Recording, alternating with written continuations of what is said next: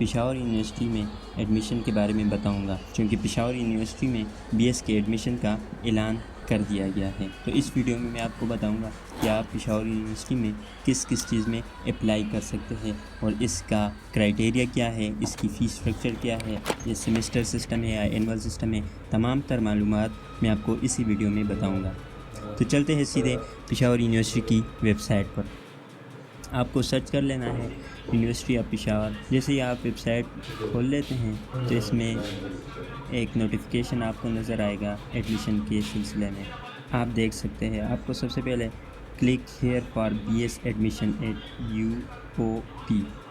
जैसे आप साइट खोलते हैं तो आपको दो साइट नज़र आएगी, एक है एडमिशन की साइट और दूसरी साइट है एडवर्टाइजमेंट की। तो हम एडवर्टाइजमेंट की साइट खोल लेते हैं। इधर फॉर्म डाउनलोड हो रहा है। देखिए दोस्तों, प्रॉस्पेक्टस डाउनलोड हो गया है। नीचे आ जाए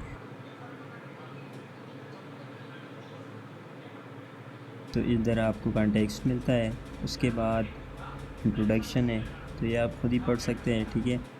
और स्कॉलरशिप ऑफर्ड, ये पेशावर यूनिवर्सिटी जो स्कॉलरशिप आपको पेशावर यूनिवर्सिटी में मिल सकती है, Ehsaas scholarship, HEC need based scholarship, laptop scholarship, मुख्तलिफ़ किस्म की स्कॉलरशिप है, आपको मेरिट की बुनियाद पर मिल सकती है। अगर आपके मार्क्स अच्छे हों तो आपको ये तमाम स्कॉलरशिप में आप अप्लाई करें तो आपको स्कॉलरशिप मिल सकती हैं। इसमें मोरा स्कॉलरशिप भी है, ट्राइबल एरिया स्कॉलरशिप, मुख्तलिफ़ किस्म की स्कॉलरशिप है। टीचर कंट्रीब्यूशन स्कॉलरशिप है।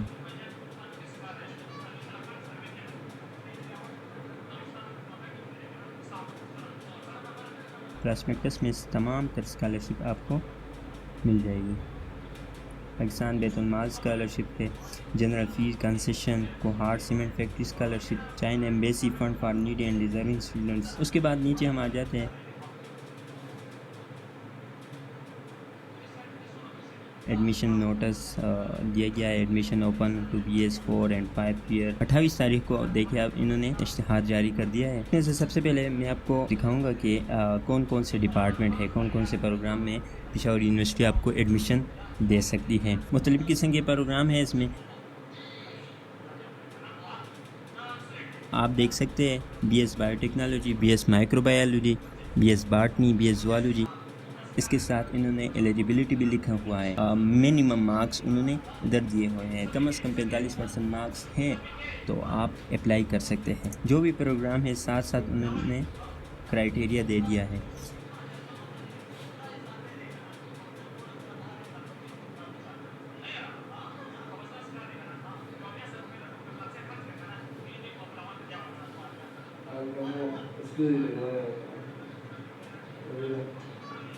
इसके बाद जना कॉलेज फॉर वेमेन, इसमें भी दो प्रोग्राम में एडमिशन देते हैं सिर्फ फीमेल्स को, BS केमिस्ट्री और BS इकोनॉमिक्स। अच्छा, दूसरा कॉलेज है होम इकोनॉमिक्स, कई प्रोग्राम में वो एडमिशन दे रहे हैं BS economics for female only, ठीक है, ये आप याद रखें। उसके बाद एडमिशन के बारे में शेड्यूल दिया हुआ है। Last date for submission of admission form 10 अगस्त, आप याद रखें 10 अगस्त लास्ट डेट है। और दोस्तों ये तारीखें जो है ये बिल्कुल अपने साथ लिख लें, क्योंकि पेशावर यूनिवर्सिटी का ऐसा होता है कि आपको मैसेज या वगैरह नहीं आता तो आपने इस तारीख को पूछना है उनसे। हिफ्ज़ कुरान का टेस्ट जो होगा 12 अगस्त, interview for seat reserve and disabled person, ठीक है, 13 अगस्त। आपके ट्रायल्स फॉर स्पोर्ट सीट, आपका ट्रायल कहाँ होगा, detail schedule of trial will be upload on university, तो वेबसाइट पर आपको डिटेल अपलोड कर दी जाएगी, तो आप वहाँ से देख सकते हैं। इसके बाद है प्रोविजनल मेरिट लिस्ट कब लगेगी, तो आप देख लें 17 अगस्त को। और दूसरी बात यह याद रखें, इन्होंने साथ में लिखे हुए ऑनलाइन एंड कंसर्न डिपार्टमेंट, तो जिस चीज़ की भी मेरिट लिस्ट लगी है तो आप अपने डिपार्टमेंट के साथ रब्ता करें और आपको सब कुछ ऑनलाइन करना है। कोरोना की वजह से तमाम चीज़ें इस दफ़ा ऑनलाइन हो रही है, ठीक है। पहले 17 को अगर मेरिट लिस्ट लग गई तो 17 और 18 को आप कंप्लेंट जमा करवा सकते हैं। अगर आपके फॉर्म में या आप मेरिट लिस्ट में कोई गलती हुई है उनसे या आपके मार्क्स ज़्यादा है तो आप 17 और 18 को कंप्लेंट जमा करवा सकते हो। तो कंप्लेंट जमा कराने का तरीका क्या होगा, तो आप थ्रू ईमेल एड्रेस दिया हुआ है to the directorate of admission, email करके अपनी शिकायत दर्ज करवा सकते हैं। फाइनल मेरिट लिस्ट आप देख लें 19 अगस्त को फाइनल मेरिट लिस्ट लगी। नीचे आ जाए तो उन्होंने लिखा हुआ है admission from merit list scrutiny of original documents and remittance of fees. अगर आप का मेरिट लिस्ट में नाम आ जाता है तो आप 19 से लेकर 20 तक आप एडमिशन फीस वगैरह ओरिजिनल डॉक्यूमेंट्स आपको जमा करवाने होंगे। और ये किस तरीके से आप जमा करवाएंगे? ऑनलाइन। फीस तो सब कुछ ऑनलाइन इस दफ़ा होगा। दूसरी बात इन्होंने ये लिखी हुई है कमेंसमेंट ऑफ क्लासेस। तो क्लासेस कब से लगी हुई? 1 नवंबर उन्होंने लिखा हुआ है। How to apply. अब आ जाता है अप्लाई करने के तरीके में। तो आप अप्लाई कैसे कर सकते हैं? तो इस दफ़ा ऑनलाइन अप्लाई करनी होगी। अप्लाई करने का तरीका मैं एक वीडियो बना के अपलोड कर दूंगा। अच्छा, इसमें नीचे आ जाए तो नीचे उन्होंने मोस्ट इम्पोर्टेंट इंस्ट्रक्शन दी हुई है। तो अगर आप एडमिशन लेना चाहते हैं तो आपको यूनिवर्सिटी की वेबसाइट पे ऑनलाइन एप्लीकेशन सबमिट करवानी पड़ेगी। Candidate shall be required to send original bank slip and copy of print online admission form to be directorate of admission main administration block university of Peshawar. जब आप admission कर ले online तो आपको एक form दिया जाएगा, उसमें से एक स्लिप भी होगी बैंक चालान की। तो आपको बैंक में पैसे जमा करवाने होंगे और जो फॉर्म आपका होगा साथ में डॉक्यूमेंट्स और बैंक स्लिप की रसीद आपको इसी एड्रेस पर भेज देनी है। Directorate of admission main administrator block University of Peshawar. Moreover, in the view of COVID-19, the pursuance of government directives issued from time to time, the above mentioned documents shall be sent through post courier services before the deadline. तो आपको आखिरी तारीख से पहले ये form भेज देने हैं पोस्ट ऑफिस के ज़रिए या TCS के ज़रिए, जो भी सहूलत आपके नज़दीक हो। तो आपको एडमिशन फॉर्म, बैंक चालान फॉर्म और अपने डॉक्यूमेंट्स तमाम इसी एड्रेस पर भेज देने हैं। ठीक है।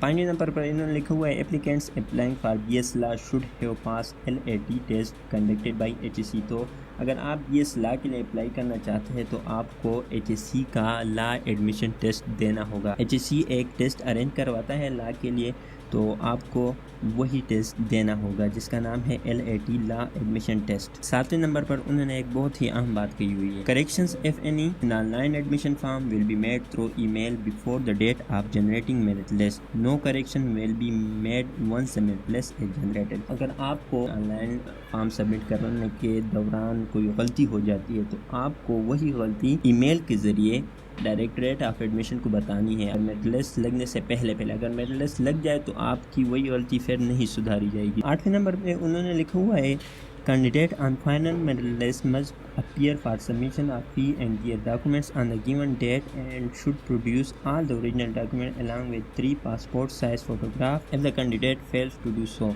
ही she will loss his her chance for admission. 8वें में उन्होंने बहुत ही ज़रूरी बात कही हुई है कि जब फाइनल मेरिट लिस्ट लग जाए तो जो भी एप्लीकेंट का नाम आया हो मेरिट लिस्ट में तो वो खुद ही एडमिशन फीस जमा करवाने के लिए हाजिर होगा। तो वो अपने साथ अपने सारे तमाम तर original documents 3 passport size photograph ले आएगा। 14 नंबर में उन्होंने लिखा है कि अगर आप गलत मालूमात उन्हें दे देते हैं तो आपका एडमिशन कैंसिल करवा के दूसरे बंदे को जो मेरिट लिस्ट में है तो उसे दिया जाएगा। दूसरी बात ये लिखी हुई है कि अगर किसी डिपार्टमेंट में 15 सीट से कम स्टूडेंट ने अप्लाई किया हुआ हो तो वही एडमिशन कैंसिल हो जाएगा। ठीक है।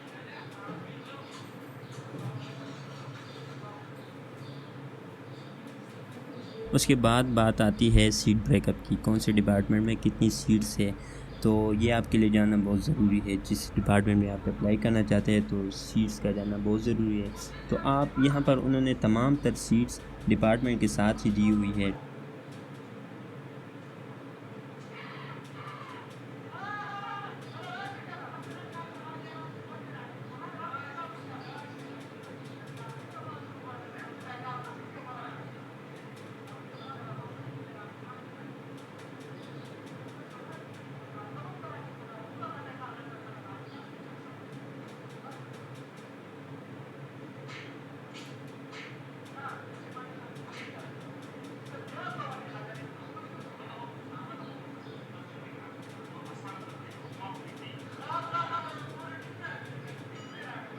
इसके बाद बारी आती है कोटा सीट्स। तो पेशावर यूनिवर्सिटी में तकरीबन हर डिपार्टमेंट में कोटा सीट्स होती है, तो ये जानना आपके लिए बहुत ज़रूरी है। सबसे पहले इसमें आता है अदर प्रोविंस। तो KPK के अलावा जो भी प्रोविंस है, पंजाब, सिंध इंक्लूडिंग आज़ाद जम्मू कश्मीर, तो इनके लिए हर एक डिपार्टमेंट में एक एक सीट्स है, ठीक है। उसके बाद बारी आती है माइनॉरिटी की। तो माइनॉरिटी के लिए हर एक डिपार्टमेंट में एक एक सीट है। उसके बाद यूनिवर्सिटी एम्प्लॉय चिल्ड्रन के लिए हर एक डिपार्टमेंट में एक एक सीट। इस्लामिया कॉलेज के एम्प्लॉय के लिए भी हर एक डिपार्टमेंट में एक एक seat. Afghan with NADRA POR card, जो भी अफगानी हैं तो उनके लिए भी हर एक डिपार्टमेंट में एक सीट। मालदीव्स स्टूडेंट्स के लिए भी एक एक हर एक डिपार्टमेंट में। अच्छा, इसमें फाटा एंड ट्राइबल एरिया, जो भी फाटा से या ट्राइबल एरिया से तारुफ लगता है तो उनके लिए हर एक डिपार्टमेंट में एक एक सीट है। लेकिन जियोलॉजी और फार्मेसी के डिपार्टमेंट में इनके लिए दो दो सीट्स है, तो ये याद रखिए अपने साथ। उसके बाद डिसेबल पर्सन, इनके लिए हर एक डिपार्टमेंट में एक एक सीट है। स्पोर्ट्स के लिए भी हर एक डिपार्टमेंट में एक एक सीट है।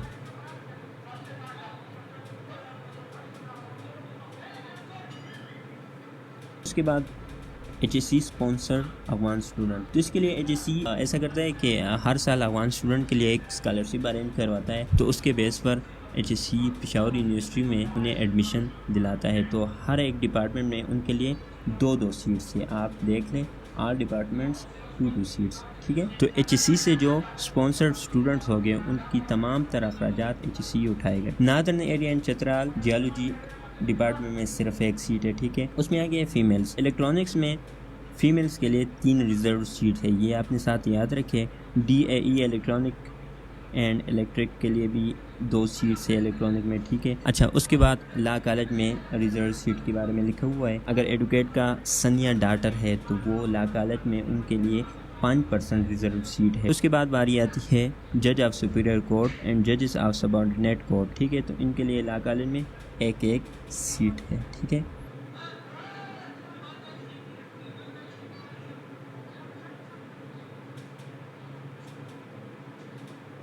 उसके बाद इन्होंने एक मैसेज लिखा हुआ है कि for merge area FATA and FR only those candidate are eligible who have passed intermediate exam from college located within that agency area as well as domicile of that agency area. अगर कोई बंदा फाटा की seat पर apply करना चाहता है तो उनके लिए ज़रूरी है कि उन्होंने इंटरमीडिएट का एग्ज़ाम उसी कॉलेज से करें जो फाटा में हो, अदरवाइज आपको फाटा की सीट पर एडमिशन नहीं मिलेगा और आपका डोमिसाइल भी उसी एजेंसी का होना चाहिए। लिखा है eligibility for BS 4 year program. Admission to BS 4-year program is open to candidates who have passed qualifying examination of BIS Peshawar or any other recognized board, securing at least 5% marks in aggregate. Candidate who has completed one professional stream will not be eligible for admission to any BS program again. अगर किसी बंदे ने BS programme की degree ली हुई है तो उसको दोबारा BS प्रोग्राम में एडमिशन नहीं दिया जाएगा।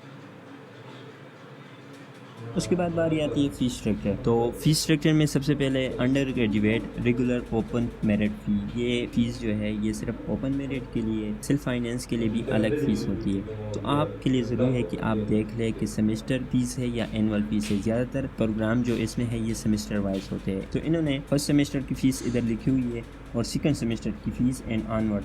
तो आप देख लें कि फ़र्स्ट सेमेस्टर की फ़ीस आपकी यही होगी 36,500 और अगले जो सेमेस्टर हो गए सेकंड, थर्ड, फोर्थ, फिफ्थ, तो सब में यही फ़ीस होगी 35,500। इसके मुताबिक आप अपनी फ़ीस वगैरह देख सकते हैं, ठीक है।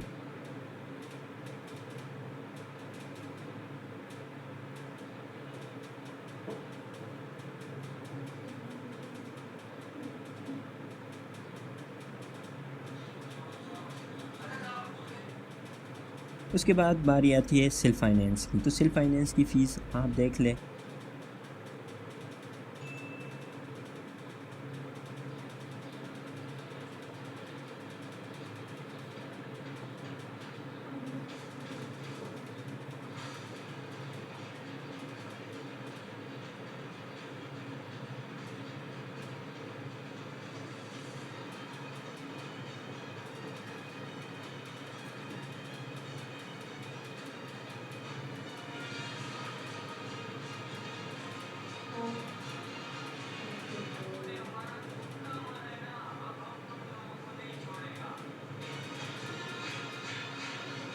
अच्छा, इधर इन्होंने एक नोट लिखा हुआ है, admission fee is non refundable in case of cancellation of admission the remaining fee will be refunded as per approved university policies.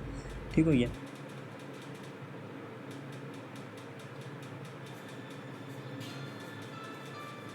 उसके बाद है सिक्योरिटी फ़ीस। ठीक है, security caution money will be deposited with the respective department at the time of initial admission as per detail given below। तो security fees आपको department में जमा करवानी पड़ेगी और ये रिफ़ंडेबल है। सिक्योरिटी फ़ीस हमेशा रिफ़ंडेबल होती है, ये याद रखिए। तो 5,000 हर एक डिपार्टमेंट में आपको 5,000 रुपये जमा करवाने पड़ेगी और ये रिफ़ंडेबल है। उसके बाद आ जाती है हॉस्टल फ़ीस। तो हॉस्टल फ़ीस में आप ये देख लें, admission fee first year, annual charges second year on, electric charges 8,000, room rent 10,000, generator and maintenance charge 6,000। तो टोटल आपके 32,000 एनुअली आपको जमा करवाने पड़ेंगे।